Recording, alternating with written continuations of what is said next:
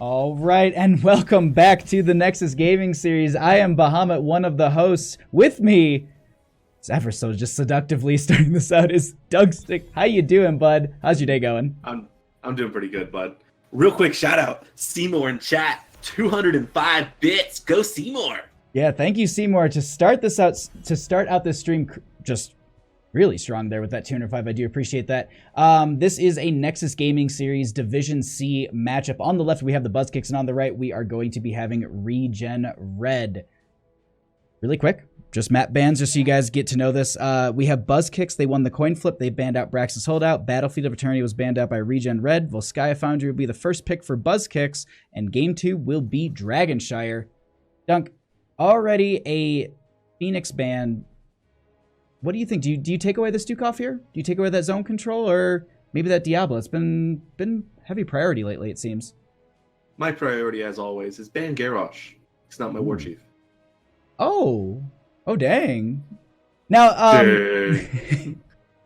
now when it comes to on a map like this where you do have a lot of team fighting around a specific point, that Garrosh is a lot of good setup, but they're actually going to take away the Stukov. Do you think that now that Garrosh is available, do they maybe lean into that really good synergy that you can get with Garrosh and Maiev?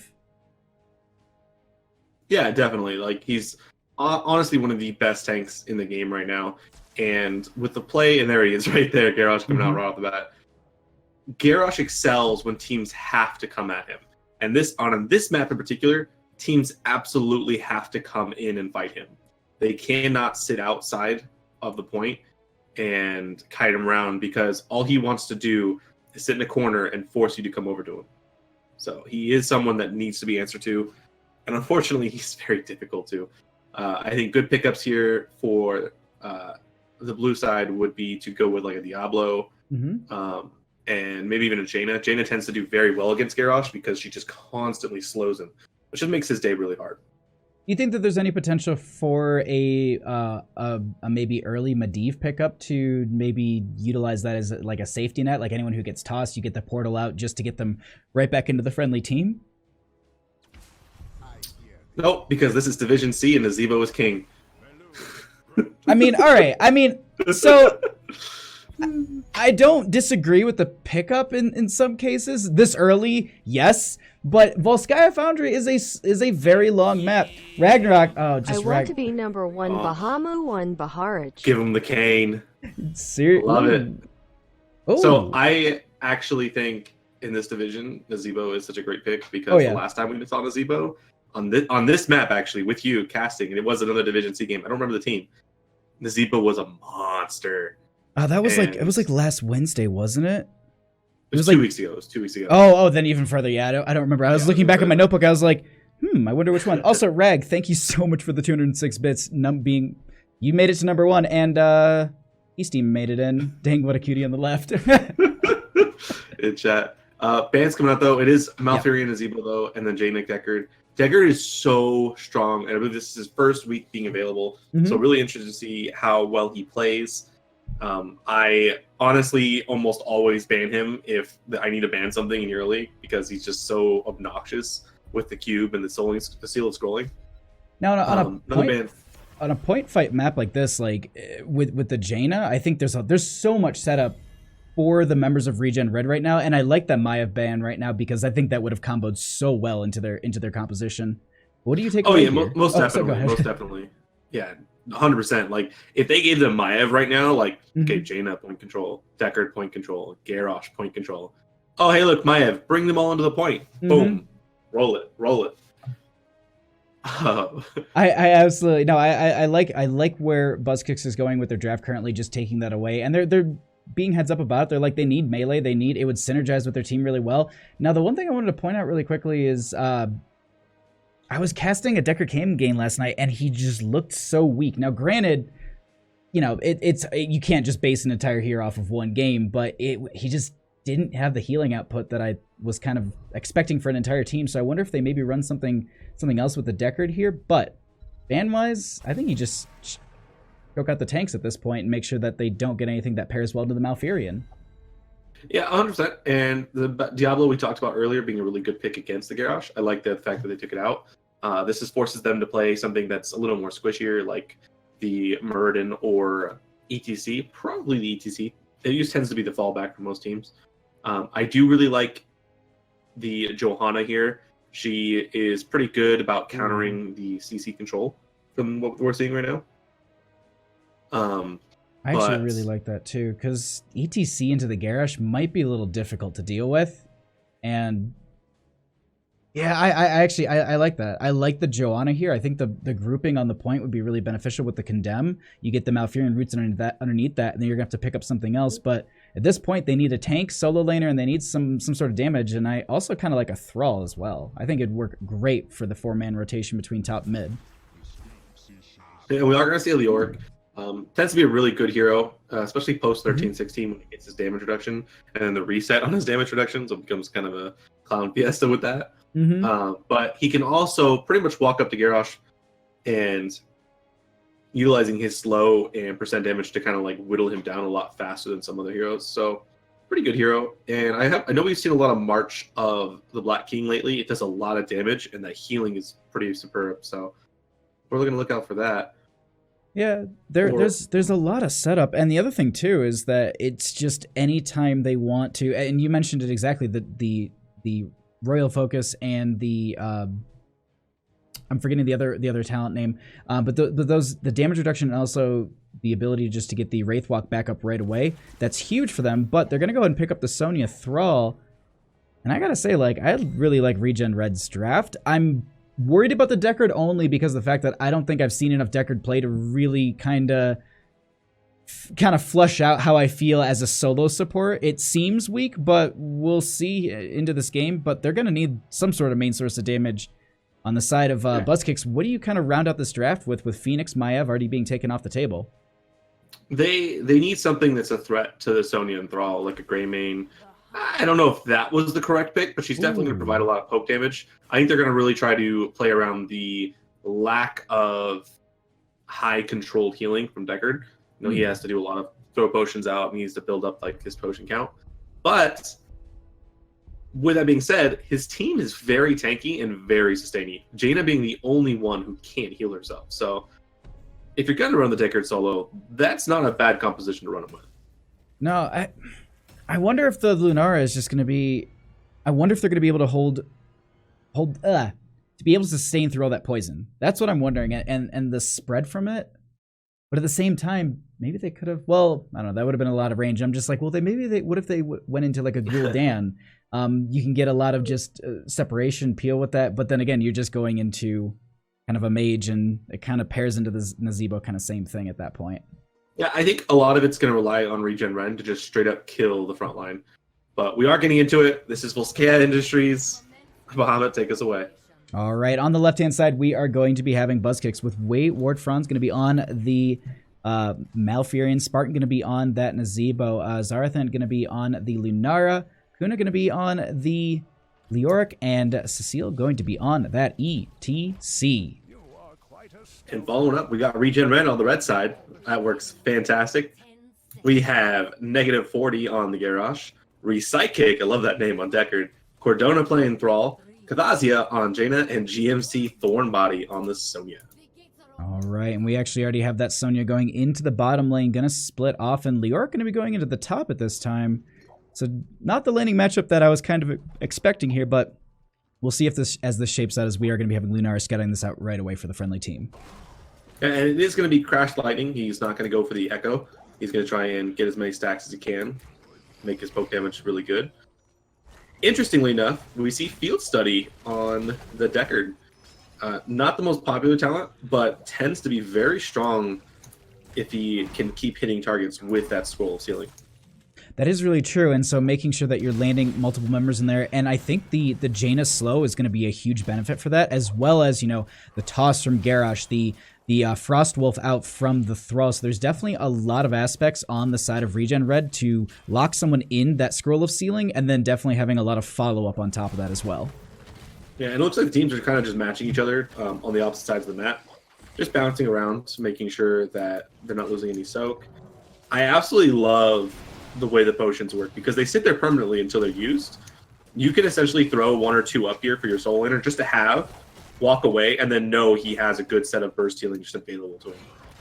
And I really like that they're, yeah, exactly how you said, they're setting up lanes as they make these rotations, also leaving, you know, kind of a trail here on the side of ReGen Red, making sure that they're always just having topped off healing in between these lanes. And actually at this point, I really gotta say, ReGen Red has set themselves up on this map quite strong. A slight level, you know, experience advantage in their favor, but we'll see as, you know, the members of Buzzkicks here are playing the 20 game. They've got that late game Nazebo already starting out at 26 stacks. Oh yeah, no, 100% getting him to get these stacks is really good. Sonya actually managed to lose half that wave for the blue side because they changed their rotation pattern. So good on her to get that push into the wall and then backing right out. They are going to go ahead and start for an early ReGen camp. This is huge. Taking this camp so early in preparation for the first shrine, and it's not even being scouted out. This is absolutely fantastic for them. It's a great rotation coming out from the members of ReGen Red. Getting ready for the first objective popping up here in the next 45 seconds. Power Slide coming up from Cecile. Some poke damage out from Zara here, but not going to be getting any sort of major fight this early in the game, as I think that ReGen Red is just waiting for that fight that's going to be breaking out in the next 30 seconds. And you asked, how does Kane heal when he has all these people that are going to take a lot of damage? And Ruby Heraldric Cube is really what's going to make a big difference. Anytime he hits people with the cube, the Ruby up, he will spread potions out on the ground that'll already be picked up. So that'll be a really big deal keeping his team alive later on. I do like that. That's a great talent grab, especially on a map where you're going to be brawling so much, and being able to have that burst of healing on the ground, and you don't actually have to take all of it too. You can split that between multiple members. I do like that talent. I also want to just really quickly like sidetrack. Like I want to say like Deckard I think has a lot of like very like his kit varies, and you can change it from game to game, map to map, team to team. So just really like that so far. Just, you know, peeking through his kit. But Dunk, let's get into this brawl here. Yeah, and you know, the Heraldric Cube doing his thing. Scroll Stealing hit 2 people. That's gonna be a lot of spell healing. Look at those potions though, man. Garrosh just walking through them, getting almost his full HP back. Excellent use of the Ruby gen to keep him up. No, I really like that, as they are going to be mounting back up, looking for another engage here. Cecile going to get the power slide through under a couple of the members. The Garrosh is going to be falling stolen. That will be first kill of the game going over to Buzzkicks. GMC is looking for a kill. Going to have to back off with the spin to win. They are sitting at about 75% as Cecile gets another power slide through onto Cordona. Looking for some extra damage. Scroll Ceiling will pop the ETC. And looks like they're going to be holding this point over at this time. Oh yeah, no, that right there pretty much defines what this is going to be like. And we actually see Frostwolf pack on Thrall, so he's stacking. Once he hits 7 of his Feral Spirits, it'll be reduced cooldown and mana cost. When you look at the amount of CC they have, they can almost, I almost want to say they can do a full, if they start with the Feral Spirit, if they hit all their other CC, it would be enough time for him to get Feral Spirit back off cooldown.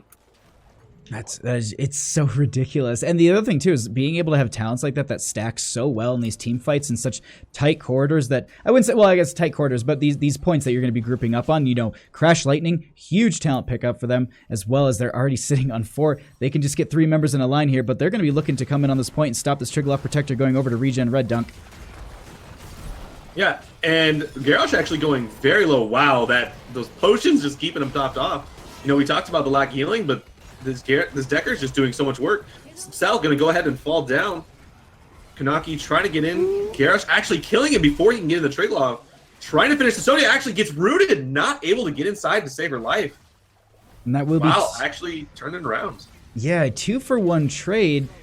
I would say in favor for Buzzkicks, but at the same time, the Triglav Protector was still picked up. They're already sieging into this mid lane. Granted, though, it's not as strong as they want it to be on the side of ReGen Red. They do have this Triglav already being burned down to about half health. They're only going to be getting the gate. Typically, we see a lot of teams, you know, grab this gate as well as rotate up into top, get rid of that well, but Recyclic not in the best spot. Going to drop that Scroll Ceiling down. The Zombie Wall going to be coming out, catching Recyclic at this time, falling so extremely low. That will be the Deckard Cain falling on the side of ReGen Red. Evening up this talent, the XP difference between the two teams just very slightly here. You know, Buzzkicks built that wall, and ReGen Red paid for it. Oof. Damn, that was good. That was good. Lenara actually didn't take the spread talent at level 7, so gonna be focused. Maybe go Thornwood and focus on her clear as well as just like poking in, kind of avoiding the kind of confrontation that Leap might provide, but definitely gonna make them clearing these waves and these camps a lot better for them. Their composition doesn't really excel at that at this stage of the game, so it's definitely going to make a big difference. Actually, Spartan gonna get knocked up. Negative trying to get in there. The scroll coming out. Burst following the wall, not going to do a lot. Taking a lot of damage. Tadazio also, though, managed to get 6 toad stacks there, so I mean, not all a loss. Still, that was a great pickup for them. The other thing I was going to note really quickly, I was thinking about that Nature's Culling pickup at 7 for the Lunara. Maybe just to help burn down the enemy Triglav Protector a little bit quicker. It might have been just a snap grab as that was popping. It's a possibility. But we do have 10 talents available. Talked about a couple in draft here. Actually, we're going to have a fight breaking out. We have the Entomb available for the Leoric. Mosh Pit going to be coming out, connecting into 2. That will be the Earthquake out from the throw. Ring of Frost going to be going underneath, and there's going to be an Entomb as well. The Decker Cane's so low, going to get tossed out, but there's going to be the Lunara on that backline getting so much damage. No one falling just yet, as Lornado going to be separating them from the Decker Cane. Malfurion falling down in this mid lane, so is ETC. And that is going to be a member dropping, and we are going to be going to a little break screen between. We can show each other. We can show talents really quickly, but we'll be back on camera during this while the member is DC, and we could talk about these 10 talents. I hope everyone's enjoying the game. Just really quickly, Jake the Snake TM, how you doing? Thanks for coming by. Yeah, Earthquake is going to be absolutely phenomenal throughout the game when you're dealing with very immobile heroes like Nazebo and Lenara or Malfurion. Is going to be a leaping strike from Lenara, so a little more mobility there. But as you can see in the fight, Earthquake came out, and Sonya and Thrall just ripped apart the Malfurion, falling very quickly. So that's going to be huge the longer this game's going, if they can keep controlling their healer, especially when they went into a less playmaking ultimate like Tranquility that requires time to really get the value from. That is true. Looks like both teams are going to give us ours here. If you want to give us a 3, 2, 1, go. Back into this here. And we are ready. All right. Thank you for getting us back in there. And both teams ready to go. No fights breaking out at this time. We did have the 2 members just fall. And with that, I'm kind of expecting them to maybe push these lanes a little bit hard. They have a couple, I'd say half a minute of an advantage on the map, maybe just to get some. Ooh. That's going to be another member falling. I wonder if we're going to get a pause for a separate member. But either way, it looks like it's just going to be fine. Rotation is going to be coming out, just going to be soaking up for 13s, working towards that B objective. Realistically, if ReGen Red can get 13s before this, that'll be kind of big for them, but it is going to be popping in the next 28 seconds. Yeah, definitely. And it looks like almost orb stacks on both the Jaina and the ETC, more than 2/3 of the way there. Toad's actually probably going to hit stack pretty quickly in this first little bit on the point, but neither teams actually no. Sony going to go ahead and move up now instead of soaking to 13. A really interesting strategy. Them being so close, taking that early game or that lead advantage with the level would be very big for them maintaining point control here. That's interesting. Yeah, I was just looking on the map too. I was just like, what? There's a Nazebo on the game, and I'm like, that's not who we actually were talking about when this started. Like, there's a different player. But it looks like, yeah, they were hoping they could reconnect before the control point, and I think that's exactly what they were doing. That's no big deal. We can at least talk about the map a little bit. They're getting themselves set up here. Yeah, I just leave the pauses to them. They can take care of it. Yeah. Yeah, the other team actually cannot see a DC. That used to be different. You used to be able to see who disconnected. They changed that to avoid teams picking on DC players. But oh yeah, I mean you see a Nazebo walking around. DC sometimes. You drop a VoIP and everything. Wow. Wow. Oh, hopefully it's nothing. Oh, there. The moment we start like talking about everything, and they're like, countdown, go for it. All right, let's get back into this here. I'm gonna get my R's in chat. Once I see some R's, I'll start counting down. They can't unpause. No, they can't.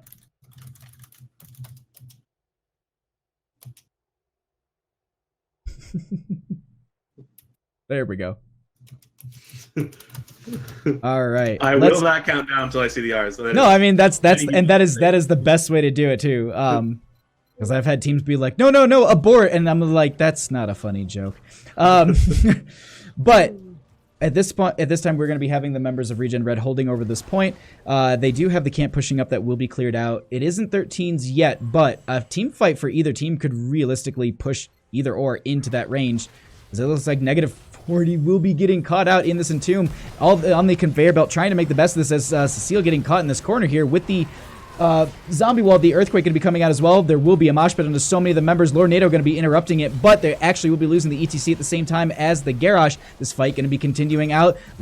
Lunara getting the double leaping strike, and that will be getting Decker Kane picked out there. Gargantuan zoning them away, and that will be the members of Buzzkicks holding over control point B. Yeah, and Tranquility as well as the ReGen in the back, just healing up their team. Really good use of that Merc Camp's ability to keep their team alive. Everyone full HP on the side of Buzzkill. It is Buzzkill, right? Like, I'm not Buzzkicks. I'm like all over Buzzkicks. You're good. But like, it is a very long point though. It takes, I think, a full minute to capture this point. And they have a lot of time. Actually going to be the quest being finished for Thrall. No, Healer didn't quite make it up in time, so they are going to have to give over the Triglav. Wow, both tanks in it, not even leaving it out for their backline. A lot of teams like to punish this by running at the backline and just killing them. Unfortunately, yeah, I don't think we're going to be getting that. They're going to be respecting, I think, the Punisher. Also, Thrall going to be poking out, working on some more of those Crash Lightning stacks, sitting at 16 currently. Lunar also going to be utilizing that Wisp just to see if they are rotating behind this friendly line here, and they are doing that, so they do know that there will be a defense. But Triglav making a quick work of this this fort front gate, going for the well, and I like this setup. The members of Buzzkicks are doing a phenomenal job of just getting themselves set up for the next point. Garrosh going to pop that Undomitable, making sure they make it out. That will be the double root out from Decker Kane onto a couple of members there, but that will be the fort falling in bottom as the Triglav Protector pushes up bottom lane a little bit further. Maybe they go for the keep front gate, or they just open up mid. Yeah, no, especially since the next Triglav's going to be bottom, that's going to give them a huge map advantage. Now they pretty much just want to push them back as far as possible. Get this mid wall at the very minimum. Focus that well down, make it so there's way less room for ReGen Red to work with. 5 more seconds on the Punisher, or on the Triglav Protector. Just call it Punisher. I mean, it's the same. Also, really quickly, one Mega Man fan, thank you for that host of the 11 viewers. Welcome to the games. We are currently in game number 1 between these two teams. This is a Nexus Gaming Series Division C matchup. Thank you for joining us, and once again, thank you, one Mega Man fan, for that host. We do currently have that Triglav ending. We're going to be having the support camp picked up by Buzzkicks, and that is just going to be a nice map advantage in their favor. And that's also going to be, really quickly, let's note this, 5 levels away from 20. Spartan is at 136. They're very on pace to be, getting 20 and already having the 175 stacks necessary. Oh yeah, essentially all you need to be is at 11 stacks per minute, and you will make it there pretty much no problem. Because around 17 you should already have it, and that's typically when teams hit level 20. The gap from 15 to 20 takes about 5 minutes, so minute a level. This Dunkstick dropped math on everybody. So we actually see the upgraded Fortitude of the Faithful from Deckard. So anyone inside of his trait or is nearby when he empowers it will heal themselves and deal damage in an area for every hero they hit with their basic attacks. I think that's going to be a huge talent when you have like Thrall, Sonya, just wailing on people constantly. Oh, this to the Mythical Spear over the wall. That will be the Entomb with the Zombie Wall as well, and that is going to be a Sonya ganked by the members of Buzzkicks, and that's a nice reset for the members, or for that team, because now they can just go ahead, they can clear out waves, they can play this crazy aggressive, probably even take down mid fort and push themselves closer to that 20. I told you, they're going to build that wall and make them pay for it. They built 2 walls essentially. They put a zombie wall down and then a creepy. It's a good wall. It's the best wall. It's a really great wall. I can't. Actually super high up. He knows that like with that 13 talent, when he can increase the duration and make them deal 50% damage, less damage, while also not being CCable, it's absolutely just what a record. Interestingly enough, he went Mithril Mace at 16. Yeah. Not a talent we see often at all. Because what is it? Typically we see Ominous Wrath at 16? No, it's actually at 13, but either way, we have -40 be taking so much damage at this time, working more just continuing to fight into this. The Lornado separating so many teams. -40 still living throughout this. That will be the Earthquake going down as well. Mosh Pit going to connect onto 3 members. So much damage going to be going out at this time. No one going to be dying just yet. Decker Kane getting some healing in there, but Garrosh will be falling at this time. That was a great pickup for the members of Buzzkicks in that just... I can't believe Garrosh lived that long. That's the big thing too. Yeah, and big deal is that level 7 talent from Deckard, the Kanai's Cube, reducing so much of the damage on the enemy team for 4 seconds during that mosh pit, which is kind of what kept him alive. On top of the Ruby detonation, that Ruby is so good. It drops 3 lesser potions that heal for 356 apiece. Like we saw his health go up so high and then drop again. It's crazy. And just with that, just right there, that really quickly, just that Ominous Wrath. Do I have that right? Yeah. Yeah, Ominous Wrath. Yeah, so it is the Ominous Wrath, just having that extra duration and length on it. Like, you just saw Leoric get potentially, you know, I would say maybe ganked by a couple members in that top lane, but it just didn't pay off because he was able just to Wraith Walk right out of there, no big deal, and now we'll be joining the rest of the team as they're already 65% into this Triglav Protector charge, and I don't think that they're going to be taking this fight, or if they do want to, they got to go quick. Yeah, and it looks like they are moving up. Cecile actually looking for some quick stun and knockback. Mic check doing its work in his cooldown, back off cooldown. They're all just going to sit back, getting some stacks. Malfurion actually going very low. Going to have to pop the Ice Thorn. The wall coming out, knocking him in. Still, Thorn Buddy trying to heal up, falling low, actually getting a big heal from the potions. Everyone falling very low. Those poison coming out from this Zebo. Really dominating. Leo does fall, but Thorn Buddy's still healing up in the background. Thazia doing what she can, keeping them slowed, keeping them in the ring. Sonya does fall down. The Spider's actually keeping the problem. This Lunara is still here. She has the poison. Going to go for the leap. Hitting both targets. Oh, absolutely phenomenal play. That was a great play on the side of Buzzkicks. Just being able to grab those 4 members there. They don't get the throw, but at the same time, those 4 members push them within that 20 range. Nazebo almost at 200 stacks here. This keep and this front gate should do it for them. They could potentially end off of this, but so many of the members coming back, they're gonna have to fight one more big fight if they really want to try and end it this time. Yeah, and I actually kind of wish they would have gone mid with this one, get the mid keep. It is that way they had an entrance into the core, but I guess it does make sense to do it this one first. They can still back off to the mid wall. Level 20s are available. That is 195 stacks, so that will be some massive poison damage coming out of Nazebo. And it's only going to continue to stack up more too. That's the scary part. Now the one thing I will know, because you had mentioned mid, because mid I think is the next Triglav Protector. I do think it just cycles around the map. I don't think it randomizes. Actually, we're going to get a toss onto the Leoric there, but the Wraithwalk will be enough. They actually get the Entomb, not connecting onto any member, is going to have to drop that back down. Triglav Protector though still this entire time just working on this mid lane. They open this up a little bit further. They're gonna take this keep easy. Still 15 seconds on the Triglav Protector and more than 50% health. They just back off, and do you just take a fight? Do you play as aggressive? What do you do at this time, Dunk? Yeah, level 20 advantage, I definitely would have taken a fight, especially with no keeps available mid or bottom. We actually do see a DC from Deckard. We might see a pause here in just a moment. I do want to talk about this a little bit, because I've never really seen the talent for Leoric, that attack speed talent. Oh, he actually only gets up to 1.17 attack speed. It's not really...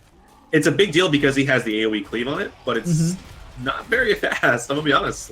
Slightly faster than 1 attack per second, but if you look at his animation, it looks like he's just whacking things. I will say this. I played Leoric, and I think when they did the change to him a long time ago, I was looking at exactly that, and the thing is, it feels so quick, and I don't know, like, I've taken it a couple times here and there because I honestly feel like I'm doing a ton of more damage with it, but this time, they're just going to push themselves into mid lane, or into top lane here. They're going to go ahead and get rooted.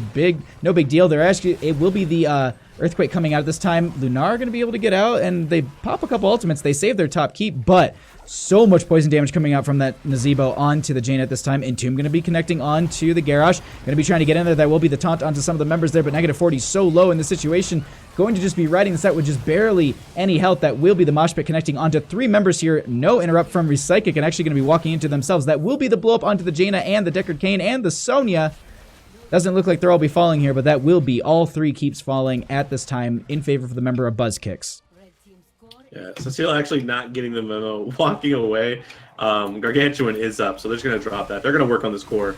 40 seconds until the next available team member of the side of ReGen Red. Cordona, unfortunately, not able to poke them off of this. This is going to be GG. Game 1 going to Buzz Kicks. And with the Lunar even sitting on top. Timed that out pretty well. I'm proud of that. I'm proud of it. So on the left-hand side, once again, we are going to be having Buzz Kicks, and on the right, we're going to be having ReGen Red. Just to catch everyone up, if you just joined, also, hi, Illadank, CalTM. Wait, did you say Buzz Kicks on the right? I think you got that backwards, but I think I did have that. Buzz Kicks are on the left, ReGen Red is on the right. Do apologize if I said that backwards.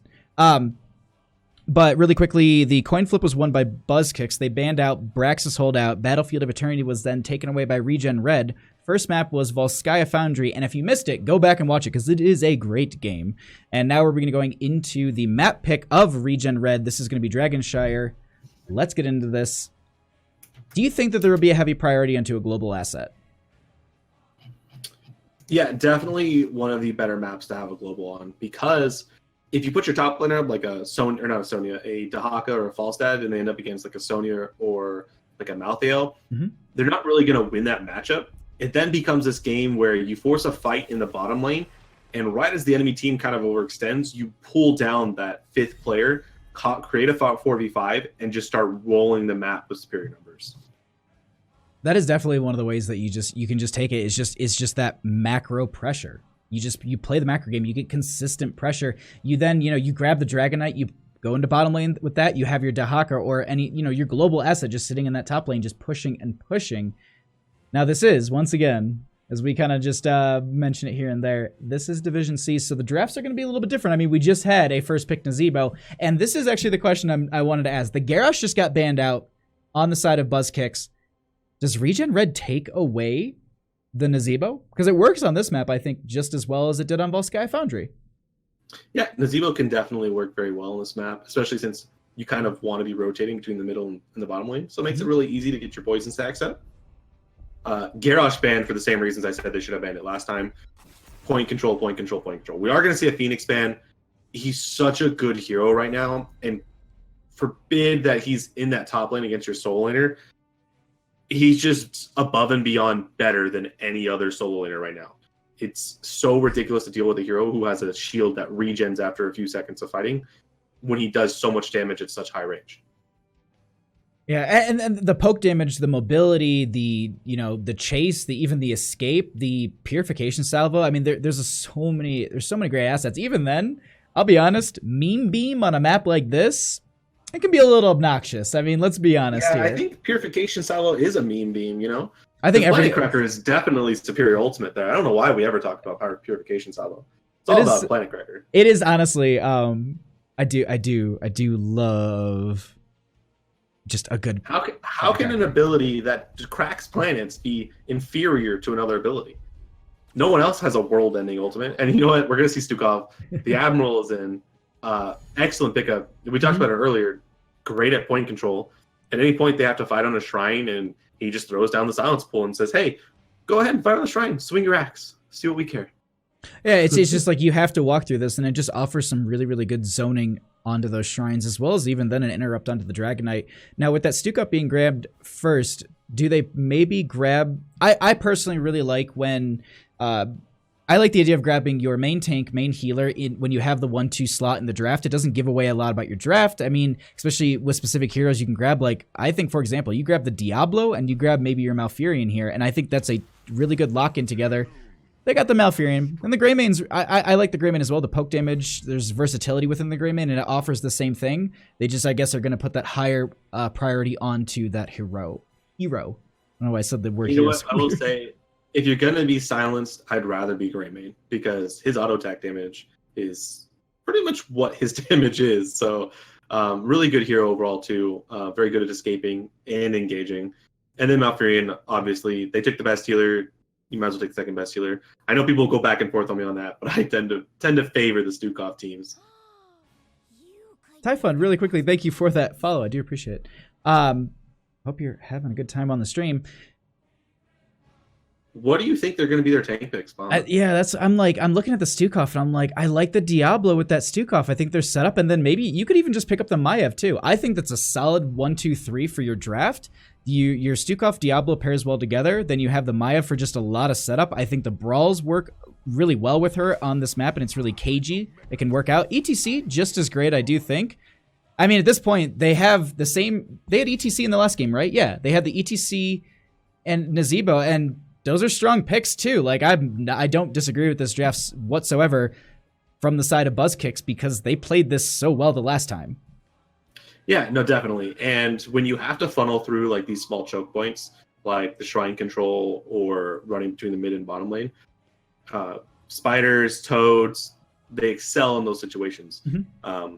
Once he hits 5-stack toads, it's so awful to get hit by them because the poison damage stacks. You can get hit by all 5 of his toads and take 5 times the amount of damage it does per hit. So really good pickup from them. We already know they're very comfortable with it, and we already know that this Nazeebo can put people in a cage. This Nazeebo has been landing some great cages. Especially, I mean, go back, as I said, like, go back and watch that Volskaya game. You'll see some really good zombie walls. They're going to go ahead and take away that Diablo this time. I mean, honestly, you have a Malfurion, you have a Greymane. You can totally build around a dive comp with the Greymane Malfurion and that Diablo as well. I think that's a nice heads-up ban from BuzzKicks. Yep. Realistically, though, what do you substitute in for that, as well as what solo lane are you going to put into that Nazeebo? So outside of Diablo, Muradin tends to have some of the highest single target damage as a tank. Really good also for picking up these quick kills. It's a ranged stun, so it's an answer to Mosh Pit. He has really good mobility and safetyness with his leaps and his trait for getting his health back over time. So it's like one less target for Malfurion to heal, while also being really good at interrupting what the other team's already showing. And very Sonya, actually. This is really interesting. Wow. Is it going to be taunt or smash? Twin Blades, Kappa. I'm just going to turn off. This is it, guys. Thanks for the stream. It wasn't Thanks even for an the option. stream, Mama didn't guys. even offer it. It was like, boy. it's taunt or smash. Twin Blades doesn't exist. Doesn't even exist. It's not even a 4 talent. No, I mean, that is viable. I mean, you totally can take Twin Blades in this situation. I personally, I don't think you should, but we'll see. I don't like the variant pick into Stukov because at any point he gets slid on and then Silence Bolt comes out. He can't use his shield wall to protect himself. Right. And that's what makes variant good. And without it, he's squishier than almost any other tank. So I think that's going to be a pretty big deal going into this game. But if they do manage to get some quick picks through a taunt, root, stun combo from Sonya, that would be a pretty big deal. We are actually, going to see Lunara and Arthas. So pretty much the same composition with a different healer and a different tank. Yeah. Here we go again. But they don't have a cleanse. They don't have a bunker. Yeah, they do not have a cleanse. They don't have anything to deal with the Chromie at this point. Because in the past, like, you'll see, like, oh, Temporal Loop comes out, Blaze drops the bunker, you jump in it. Or, you get cleansed, or you have some sort of out here. There's nothing you can do. You cannot run. You cannot hide. That will be sand dumped on your head. So Nazeebo will have Ice Block, and Lunara will have Leap. Those are 2 tools they can use to avoid a Temporal Loop. I once taught a Chromie player in a 2v2 that Lunara is not to be underestimated because your time loop is completely worthless. Because I leap once, I leap twice, I walk away, you're probably dead. Mm-hmm. You can put out a temporal loop, but you might die while waiting for it to actually activate, especially as you just said. The burst from Lunara is so late into the game, especially with Leaping Strike, as you're noting. It can be absolutely devastating, but we're going to find out here in just a second. Game number 2 between BuzzKicks and ReGen Red. On the left-hand side, up 1 game, we are going to be having BuzzKicks with Wayward Friends on the Stukov. Spartan going to be on the Nazeebo. Zarathan going to be on the Lunara. Cecile going to be on the ETC. And we're going to be having Arthas played by Kudansky. Yeah, and on the right side, we have our underdogs for the night. We have ReGen Red, Cordona playing that Greymane, Kathazia on the Chromie, GMC Thornbody on Sonya, -40 on Varian, and Repsychic on the Malfurion. Now we get into this. Mid lane, it looks like it's just going to be the 4-man. Actually, it looks like it'll be 4v4 in mid, and the solo lane is going to go straight into top. They're just business-oriented tonight in this game, too. The good looks are out. Let's get into this, as it's just going to be some scouting out from the Chromie, as well as a little wisp out from the Lunara. Just checking each other, seeing who's where. Meanwhile, though, we do have that matchup between Sonya and Arthas in the top lane. I'm a little unsure about this match, actually, right now. Not sure if we're going to have to remake. The Stukov has a Pleb Horse equipped, and you got to be skinned to win, guys. So Got to be skinned to win. I was like worried, and then you said Stukov, and then I'm like, wait, there's no banned skins for Stukov, are there? And then, oh, God. And then you said horse, and I'm like, oh, God, it's the invisible horse, isn't it? Guys, we're just playing a game, seeing how much I can torment Bahamut tonight.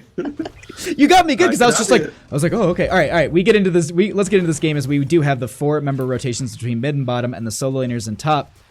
What do you really think comes out in the wave clear department here? It's definitely going to be the Nazeebo with Lunara.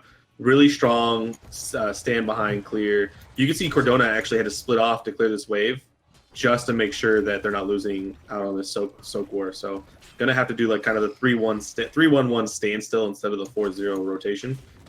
A little weaker, because for any moment this Cordona gets dived on, it's very risky. They're actually gonna move forward. You know, Chromie wants to stack her Q, actually doing very well. Multiple consecutive hits, getting a lot of damage. The root coming out, the W not quite hitting, but that's 15 stacks already for the Chromie. And they're working their way very quickly through that baseline talent. Really quickly, though, peeking up into that top lane. We do actually have GMC Thornbody just pushing in to Kuna here quite a bit, and actually holding over the lane, I would say, in an aggressive position, as we do have Cecile rotating up at this time. Wonder if they're going to try and get a pick onto the Sonya, or at least just get her out of that top position, not letting that channel happen in favor for the members of ReGen Red. So ETC actually split off and was not in vision. But he had never shown himself, so ReGen Red did not move in on the Nazeebo, who was trying to control Shrine. Lunara just sitting back, Greymane gonna try and step forward. Not gonna be able to get anything off this, unfortunately. Still just getting her stacks. Chromie doing an excellent job at stacking this. Wow, actually not Bronze Talons at 4, going for the time trap range and reset and cooldown. Taunt coming in, Lunara actually taking a ton of damage. Greymane trying to finish her off. Lives just barely with quarter of HP. Sonya actually getting picked up off in here, spinning to win. Gonna go ahead and walk away though. Yeah, teams going back and forth. Getting pushed back into this gate quite a bit by the 2 tanks in top lane, but I'm curious to see if the members of ReGen Red can punish the fact that there's just, you know, the tanks in top, and they're starting to move in on bottom a little bit. Cordona and Kath gonna be going ahead and just grabbing over this bottom shrine. Meanwhile, mid, it's just going to be contest between these two, and at this time in top, it's just going to be the solo laners working into each other. Just a lot of delay between these two teams, as they're also going to be stacking talents and just working towards that 7 advantage, and maybe just, you know, take the fight with that talent here. Interestingly enough, Arthas actually going into the Death Coil build and not the slowed attack speed / root at 4. So he's not going to be as effective against the Sonya and the Greymane damage later on, but he will have a lot more poke going into this later game. Blue team actually going to go ahead and control both top and mid temporarily. ETC poking forward, actually going to channel. No one's looking at this. He's going to get the full channel. Wow. No one defended the turn-in. Yeah, 4 members, I think, rotating into that bottom there, just going to go ahead and try and get the turnover on that, but not going to be happening. First Dragon Knight going over to Buzz Kicks, and that is a nice lead for them as they go ahead. Time traps keep hitting the Dragon Knight here, but they continue to work down this mid gate. And the big thing here is it's the same kind of thing we talked a little bit about on Volskaya Foundry, is that typically you see, you know, the mid gate opened up a little bit, but then they rotate bottom. And the big thing here is taking out the wells. Top well and bottom well are extremely important for the sustain over these points. It looks like this time they're not going to be getting the gate as what they're looking for, but they still poke into this. They start to do some damage. They have 7s. It's going to be evened up here in just a second by the members of ReGen Red. No big picks, no big kills, no forts falling, but Power Slide going to be coming out from Cecile. There will be the Zombie Water Root, and Root underneath them, but it won't be connecting. Done? Yeah. I think it was a fairly successful... actually withheld that taunt. Taunt never came out. The Root, the Dragon's Eye and the Root came out to follow up on a taunt, but the taunt never hit. that could have been a dead ETC. A lot of teams don't like to burst ETCs, despite him being one of these squishier tanks. If he's not able to keep up his 20 armor, he is very squishy. He has some of the lowest HP of any of the normal tanks. Sonya actually pushed up kind of far. I kind of thought Cecile was going to look up here trying to get a quick pick on her.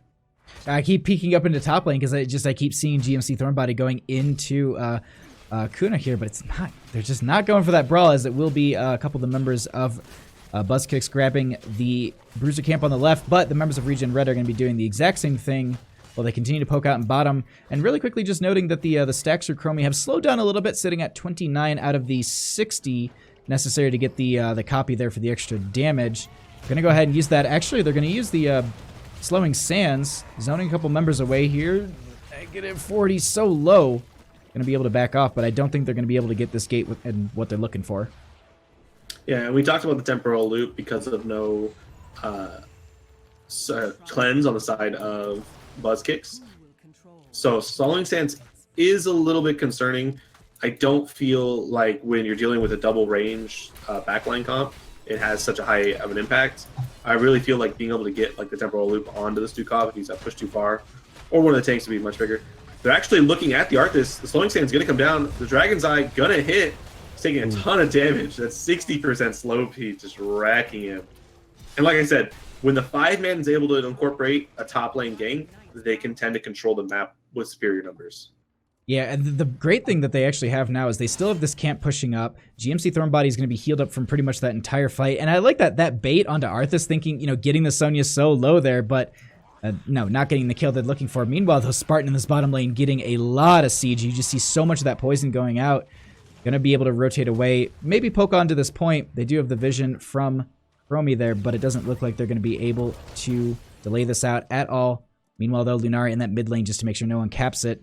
Everyone's set up and split across this map. They're going to try and hold back over top, though. Yeah, and it is going to be flailing swipe coming out of Stukov. Not going to be the massive shove we're used to. Going to be really important to see if he gets these snap flailing snipes when the Varian just really quickly dives in to get a taunt and a pick. They're sieging into this bottom quite hard, and there's going to be a response. It's a little bit late. It is a little bit in the flank position. Root going to be going out. Dive going to be happening onto the Arthas here. Taunt as well. Going to get some healing here. They're going to start to turn on them. They actually get the root on to the Varian. Silence will be out, and just like you said in draft, will be falling because there is no protection status. That will be Greymane falling next. Meanwhile, though, really quickly in top lane, we do have GMC Thornbody versus Cecile, and they're just trying to delay this out as long as they can. Now, it will be held over in favor for the members of ReGen Red. They will need to send someone up there to go ahead and get that capture, but here's the thing. They managed to get 2 kills, push some of the members back here on the side of ReGen Red, and that's big for Buzzkicks. Yeah, and Sonya going to go ahead and get slid. Mosh Pit coming out. That solo Mosh Pit. Leap coming in, going to do a lot of damage. She's taking a lot of HP. Does she have the heal? She does not. Poison damage going to take tick, tick, tick on her. And with this capture in the top lane, I don't think they're going to be able to poke this out in mid. Rotation won't be able to happen quick enough, and so that will be the second. Ooh, maybe I lied. We do have the power slide out from the ETC. Does get stood up. The wall coming out. A lot of damage, actually. Wow. Look at the damage. Cordona keeps going in. The Slowing Sand's doing a lot of work. That is the flailing swipe. He's taking a lot of damage. Nice healing from the Valkyrie. Poke damage going to be coming out from the Chromie. Going to be trying to get onto this, but going to get peeled away by the ETC. And actually, that was enough time to buy Varian just to be able to jump up into this top lane, go ahead and grab that point. It will be grabbed back over, but I love this stall game that's coming out from the side of ReGen Red. They don't have 13s, and so they're not really taking fights. They're just poking this out, being a nuisance. Meanwhile, though, I just really quickly want to note, Spartan in this bottom lane has just been doing work and is sitting at 109 stacks. Yeah, he's actually going to go ahead and drop Gary the Gargantuan. Going to do as much damage to this keep right now, taking out the wall, making sure they control this bottom lane. As I said in the pregame, bottom lane is the best lane to control on this map because it is the longest lane. Unfortunately, because of the bridges in the top lane, it is a death trap to try and push down there. But the Worgen actually cleared it out. Still half HP on that thing, though. That is a lot of damage already done to it. I'm just peeking over here in top lane at this time, and there's some poke coming out between these two. So Seal going to be getting into that back line. There will be the timeout used by Chromie there, slowing Sands a little far away as they will be rotating out. It will get some slow. There is a route just to make sure that they are able to back out of here. Going to continue to poke onto a couple of the members. And also just really quickly want to note that the Chromie is sitting at 45 stacks. They get the taunt and dive on to the Arthas. Won't be enough for the kill. While ETC gets this channel over, mid is available, and we can already see on the minimap that the Nazeebo has rotated down as well as rotated up, as well as the Lunara. Everyone making a point to just try and get here and delay this out, as we actually have the taunt and a lot of damage going on to Lunara. Gonna get the leaping strike out in the right direction, and another one just to keep them alive, and that will be Lunara not falling. Yeah, really good use of her leap to dive past and then dive away using the minion line. Very close for her, though. You got to pay attention to when that vision comes out from Chromie. It's very risky to show yourself, especially when you don't have your team out there to help you. If a root had been there to follow up, that would have been a dead Dryad. Oh yeah, that would have been devastating. You could even see the Dragon's Eye, or at least the W was just so close. It would have just clipped her, but it would have been enough there. As it looks like we have some dive going on into the Stukov. A lot of dive going on into the Stukov. We have the Mosh Pit coming out. We'll be connecting on to two members. There will be the silence out from Repsychic to interrupt that, but Wayward Friends is going to be so low. Gonna have to back off here. Gonna get that Pustule. At this time, it looks like it will be Arthas not falling. That Arm of the Undead coming in perfectly well for them there. Yeah, Army of the Undead, Stukov got his heal off. It's such a big heal. It's deceptively small when you look at the little regen, but then when he pops it, it does so much healing. The burst healing is huge for them, as we do have Nazeebo just working up this mid lane 15 to 14. 16's on the precipice for the members of Buzz Kicks, as it looks like once again, just this Arthas just going to continue to sustain through here, getting the healing out from Stukov, and this will be top lane. They're gonna have to rotate out of here as they're consistently just pressuring bottom and just having something for them to respond to, not allowing the Greymane to join the team. But Spartan might be in a bad spot as there's a lot of blow-up damage happening. That will be a dead Nazeebo. Yeah, we do have Quantum Overdrive for Chromie, getting that extra amount of spell power to make sure she bursts down every target.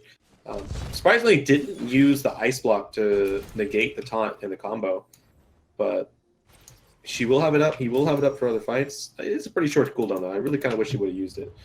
If he delayed even a little bit, his team caught up. That could have been a save Nazeebo. Oh, the timeout going to be used on the set of Chromie. Lunara going to be utilizing that minion wave once again just to make sure they get out, and that hopefully don't rely on that for too long, because late game there might not be a minion wave to jump to, as we do have Arthas rotating mid for the poke. Top lane though will be grabbed by ETC and Stukov. And overall, I mean, it's just rotations, playing safe. ReGen red at this point, they really can't play too aggressive for at least half a level. They want to make sure that they fight on that even talent tier, as they are looking for this Lunara, though. Yeah, and a little disappointed that we didn't get a temporal loop. We see time and time again where there's no real way for them to engage other than sending -40 out super far to try and find that pick. Temporal loop would just do so much work. Even if they baited out a leap, even if they baited out the... Wow, Nazeebo actually going to fall pretty low. Going to get the Ice Block coming out. The combo coming in, actually going to do a ton of damage. Cardona popping her ultimate a little too early, not getting the reset. Going to go ahead and fall to all the poison damage. Chromie being pushed out by the Arthas. No longer do they have their burst damage from the Greymane. They're going to have to deal with this healer and this Arthas with a ton of sustain. Katha's trying to get the poke in. Still only at 50 stacks, though. Going to do some more damage. Missing everything. Going to hit the W on the Stukov. And Sonya actually does win out the top lane, so they're not going to be able to cap both shrines at this moment. Yeah, it's going to be 50-50, but at this time, I was looking at minimap, I was like, Buzz Kicks, yeah, you can maybe push up into this fort. It doesn't have a whole lot of health. They've only got their Chromie. If you can really just kind of push into them, they might start to back off, as it looks like they're going to be going in. -40, getting a bunch of damage. That will be the shield wall out from the... Oh my god, Varian just getting bodied there. I was like, he's doing so well, and then did not happen. That's what I said earlier. If at any point it comes out, this time it was a root, next time it could be a slide. If he gets stuck in that silence pool, they have more than enough damage to burn down the Varian. And if you look at the Lunara's build, it is the Giant Killer auto attack speed build. So definitely a lot of auto attack damage to push a pump out on this team. It is one of those things that I definitely did like to play when I was playing a lot of Lunara. Is just, you know, you mess around with a lot of the different builds and it's just like, man, I can get a ton of damage out if I just pick up some of these talents. I'm not too great in other aspects, but I can just single target, just absolutely race someone's health down. GMC Thornbody, they're going into Cecile. They're trying to delay this out as long as they can. Meanwhile, though, there will be that Chromie and a couple other members from ReGen preparing just to defend this mid. Spartan is just continuing to stack up and will have enough for that 20 talent. But no Dragonite just yet, as top will be held over by Sonya. So I do want to talk about this a little bit. We do have the Chromie going with that time trap talent at level 4 for the reset and the range. Tends to be actually a very high performing champion or a talent when you're dealing with highly mobile melee champions like Genji, Greymane. Moshpit actually coming out. Flailing Swipe actually going to protect ReGen Red. Arthas trying to go in the time trap resetting cooldowns. Gonna do a bunch of damage. Thornbody actually too far back, too far up. Can't get healed by Recycling. Gonna fall down. So much damage. 32 stacks on Eternal Hunger for Arthas. He does so much damage right now. That is the other thing too. Is I was watching just okay. I was like -4. Just the damage that comes out from Spartan is just absolutely ridiculous. That will be Lunara grabbing this Dragonite, and that will be another Dragonite in favor for. I actually think this is like the second Dragonite of the game too, if I'm not mistaken. It's been that long of a back and forth between these two teams that it's almost 20 for the members of Buzzkicks. But they're going to rotate into this bottom lane and try and push this in very hard and potentially get a keep, as Sonya will not be popping up for the next 3 seconds here. Yeah, there is the level 20. This was the perfect map to push. They now have the poison damage from the Nazebo. Leaping Strike now resets. Have both charges every 20 seconds. We're actually going to have the Tor Bus too from the ETC. I like that. ETC actually getting that power slide in. They do have the timeout coming out from Chromie. That will be the zombie wall right around them, but this is the longest stasis in the game at 7 seconds. Going to be ending at this time, but so much poison damage is going to be coming out from the Nazebo. Chasing the Chromie out of there. That won't be the kill they're looking for, but at this time, actually, Sonya going to be getting the spear right back in. They work on this mid lane keep, and that is 2 keeps falling. Double catapult pressure in favor for the members of Buzzkicks as they open up this mid lane, but this is they're starting to collapse a little bit on them on the side of ReGen Red. Flailing Swipe's coming out just to delay this. They're trying to get through that slowing slams. Another Flailing Swipe, but they're out of charges at this time. They lose the ETC. That will be the sounds coming out from the Malfurion at this time. Oh dear lord. The back and forth between these two teams, no one just losing one member each, but grabbing 2 keeps on the side of Buzzkicks. Yeah, and we finally get the triple time traps out of Chromie. Gonna make a big deal going into this later game with how well or how hard it will be for the Arthas or the ETC to get on top of her. She does now have her 60 stacks in the middle of that fight. The Echo going to come out doing quite a bit to increase her damage. About a solid 40% if you're counting. Sonya actually really far up. All of the enemy teams is right there. That is going to be a very quick wall into a death. Not what you want to be doing at a quarter HP when you have nobody assisting you. And at this time, and with that Sonya dead, the Malfurion just about to come back. They're looking for the chase. They get the time trap as well. Oh, that timeout might have been their demise, as it looks like actually they avoid the zombie wall, but they start to move on to core. That Sonya not there. This could be a throw, but at the same time, they could win it with this core push. Yeah, you're looking at a level 7 Nature's Poison. Chromie can't even hit the Lunara. That is just so much damage. Stukov does fall. Not fast enough to avoid everyone getting the heal from him, but that is going to be GG. Game number 2 going to Buzzkicks. Congratulations on your 2-0 victory.